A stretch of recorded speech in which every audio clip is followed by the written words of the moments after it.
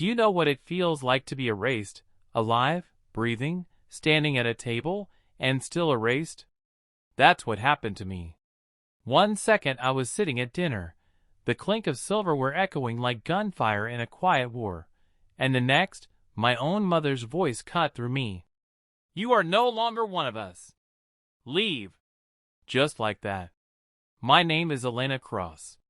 I'm 28. And in that moment, I swear I stopped existing in the eyes of the people who raised me. My fork froze halfway to my mouth, my pulse hammering in my ears.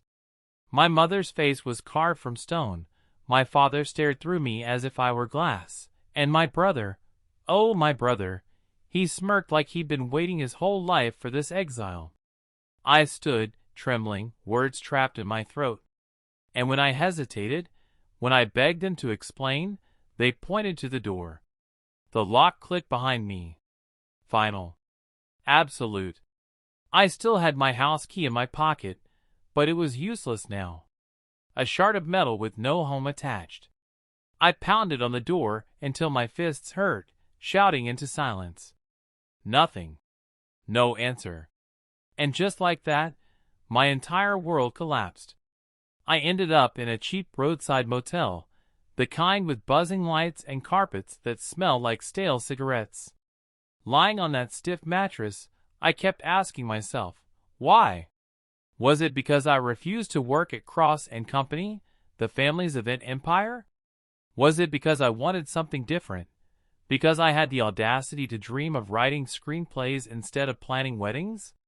I'd spent years trying to prove myself, scribbling stories on napkins, submitting scripts to tiny studios that always sent rejection letters back like paper knives. My family laughed every time I failed. You're wasting your life, Elena, my mother would sneer. Grow up, my brother Marcus would taunt. And my father? He never defended me. Silence was his only contribution, but it cut deeper than any insult. The only one who ever believed in me was my grandmother, Evelyn Cross. She'd sit with me on her porch, her hands wrinkled but steady, whispering, Your words matter, Lena. Don't ever let them tell you otherwise. She gave me her typewriter before she passed, as if she knew I'd need something solid when everything else crumbled. But she was gone now, and my family's voices were louder than ever. That night at the motel, I checked my bank account. Empty. The savings I'd scraped together gone. I called the bank, and they told me Marcus had drained it from our shared emergency account. $1,000. Stolen. That betrayal hit harder than being locked out. Money can be earned again. But trust? Once it's shattered, it cuts forever. I cried myself to sleep, clutching Evelyn's typewriter ribbon in my fist like a rosary. A week passed in that suffocating motel room. My dreams felt like ashes. I had nothing left but rejection letters and bitterness. And then, my phone buzzed. An email. Subject line, urgent, Evelyn Cross Trust. My hand shook as I opened it. A lawyer named Daniel Mercer was asking me to call immediately. When I did, his voice was steady, almost gentle. Elena, your grandmother left you a trust. It ensures your right to stay in the family home and provides funds for your writing career. I almost dropped the phone. The family home? The same one they just locked me out of? Daniel continued. Your parents were informed of this after Evelyn passed. They've ignored its terms. By forcing you out, they triggered a review. My chest burned. They knew. They knew, and they still exiled me. A courier delivered the documents the next morning. Inside was a sealed envelope, my grandmother's handwriting looping across it. I tore it open with shaking hands. My dearest Elena. Her words spilled over me like light breaking through storm clouds. She wrote about how she saw my fire when I was a child, scribbling stories, while my mother scolded me for daydreaming.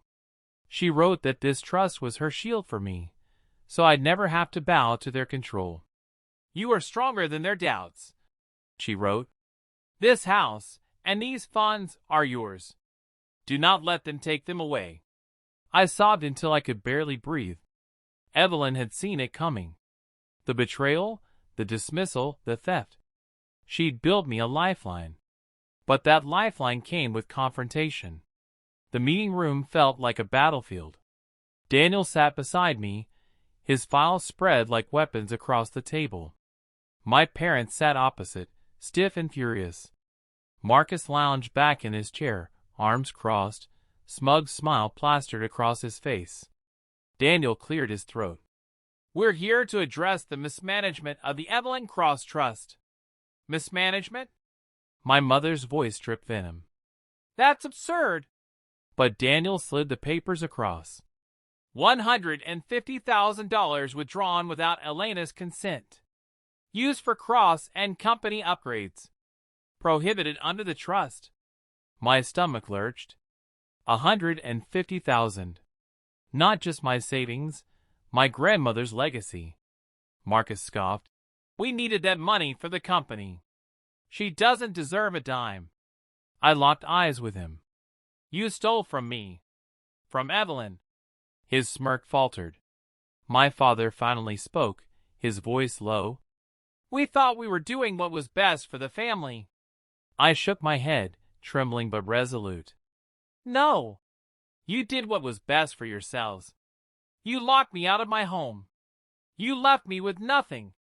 Daniel's voice was iron. "Elena is entitled to the home, the funds, and damages. Your misuse of the trust will be audited." The color drained from my mother's face. My father stared at the table. Marcus slammed his fist down, shouting, "She'll waste it on her stupid scripts. She's a failure." His words once would have shattered me. But not now. Not with Evelyn's letter pressed to my chest like armor. I stood, my voice firm. "I'm done begging for your approval. I'll take the apartment Evelyn left me. I'll take the funds. And I'll finally write the stories you tried to silence." My mother gasped. "You can't walk away like this." I met her gaze. "You walked away first, when you locked that door." Silence filled the room. Heavy. Final. Daniel pushed a pen toward me. I signed the agreement with hands that no longer trembled. When I left that building, the sky felt different, wide, endless, mine. My family had betrayed me in every way possible. But Evelyn had seen me, believed in me, prepared for this moment. Her voice still echoes. "Your stories matter. Don't let them take that from you." So I won't. And if you've ever been betrayed by the people you trusted most, if you've been told your dreams are worthless, leave your story in the comments. I want to hear it. Because sometimes the only way we survive is by telling our stories and knowing we're not alone.